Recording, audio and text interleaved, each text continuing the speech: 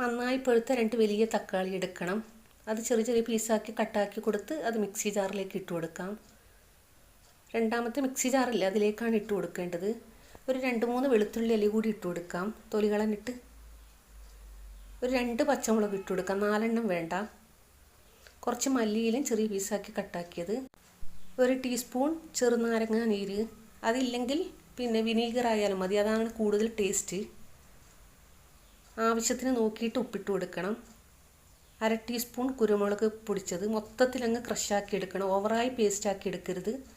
ഒന്ന് ക്രഷാക്കി എടുക്കുകയും വേണ്ട, അതായത് തെരിതെരിപ്പ് വേണം, എന്നാലേ ഇത് ടേസ്റ്റ് ഉണ്ടാവൂ. ഇത്രയും മതി. ഇനി ഇതൊരു പാത്രത്തിലേക്ക് മാറ്റി കൊടുക്കാം. അടിപൊളി ടേസ്റ്റാണ്.